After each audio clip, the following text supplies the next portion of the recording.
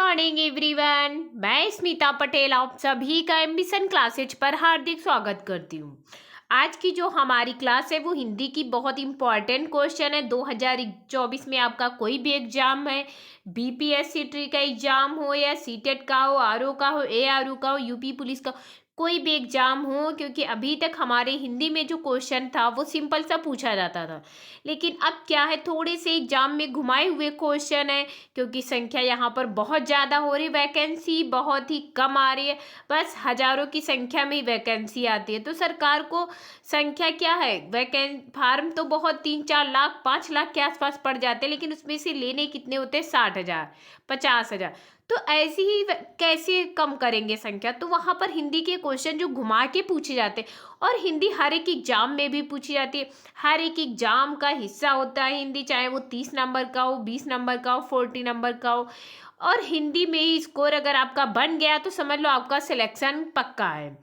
तो जय इसी तरीके से मैं आप लोगों के सामने वीडियो हिंदी की लेकर आऊँगी, और इम्पॉर्टेंट क्वेश्चन के साथ जो 2024 में कोई भी एग्जाम हो वहाँ पर ऐसे ही क्वेश्चन पूछे जाएंगे।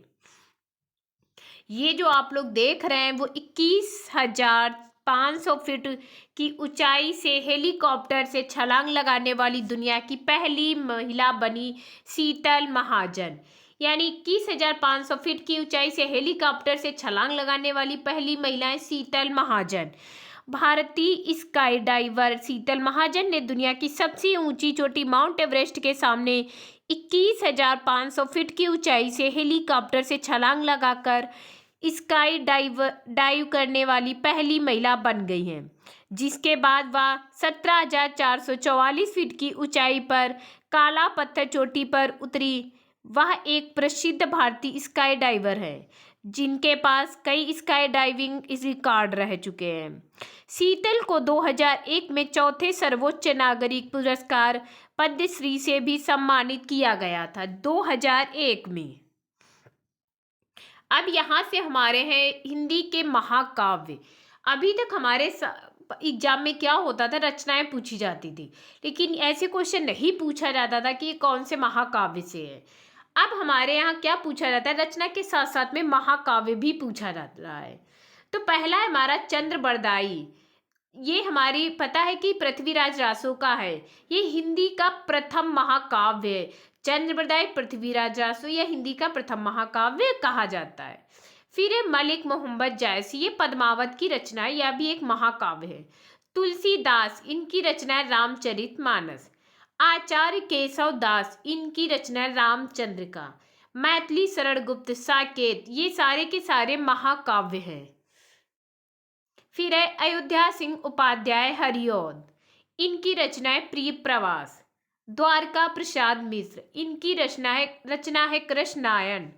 जयशंकर प्रसाद, इनकी रचना है कामायनी। ये सभी के सभी महाकाव्य हैं। रामधारी सिंह दिनकर, इनकी रचना है उर्वशी। राम कुमार वर्मा, इनकी रचना है एकलव्य। बालकृष्ण शर्मा नवीन, इनकी रचना है उर्मिला।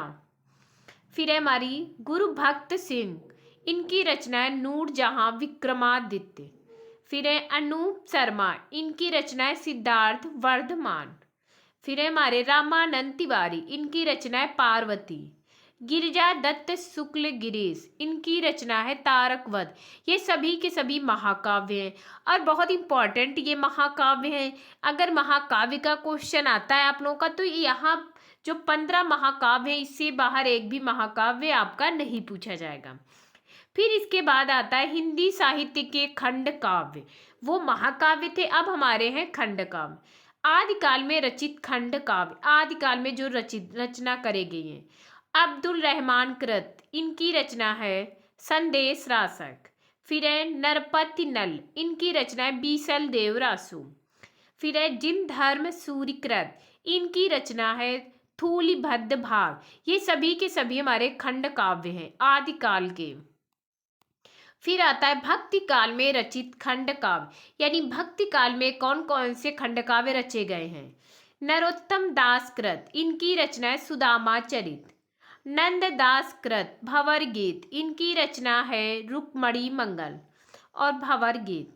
तुलसीदास कृत, इनकी रचना पार्वती मंगल, जानकी मंगल, ये सभी के सभी हमारे भक्ति काल के खंड काव्य हैं।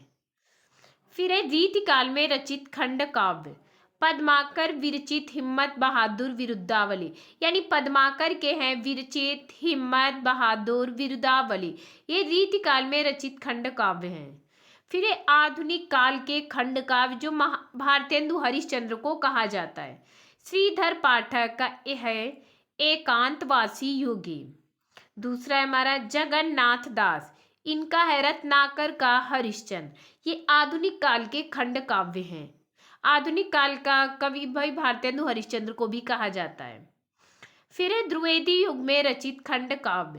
पहला है मैथिली शरण गुप्त, इनका है रंग में भंग, जयद्रथ वध, नल दमयंती, शकुंतला, किसान, अनाथ, ये हमारे मैथिली शरण गुप्त के द्विवेदी युग के खंड काव्य हैं। सेकेंड है हमारा सियाराम शरण गुप्त, इनका है मौर्य विजय। तीसरा है राम नरेश त्रिपाठी, इनके दो हैं मिलन और पथिक, ये हमारे द्विवेदी युग के खंड काव्य हैं। चौथा है द्वारिका प्रसाद गुप्त, इनका है आत्मार्पण, ये हमारे द्विवेदी युग के खंड काव्य हैं। अब ऐसे ही क्वेश्चन पूछे जाते हैं, जैसे पूछा गया है मान लो कि श्री राम द्विवेदी युग का खंड काव्य कौन सा है, तो सियाराम शरण गुप्त। अब ये पूछा गया, या फिर मौर्य विजय, रचनाएं दी जाएंगी, उसमें से आपको बताना होगा कौन सा द्विवेदी युग का खंड काव्य है, या तो फिर राइटर दिए होंगे उनमें से बताना होगा कौन से राइटर द्विवेदी युग के हैं, कौन सी रचना, यानी रचना दी हुई है उसमें से आपको छांटना है कि कौन सा खंड काव्य कौन से युग का है। तो अब ऐसे ही घुमा के क्वेश्चन पूछा जाता है, ऐसे सिंपल सा क्वेश्चन नहीं पूछा जाता है कि इनकी रचना कौन सी है। तो ऐसे ही क्वेश्चन के लिए आप लोग बस एम्बिशन क्लासेज को ज़्यादा से ज़्यादा लोग शेयर कर दीजिएगा, सब्सक्राइब कर लीजिएगा। Thank you class.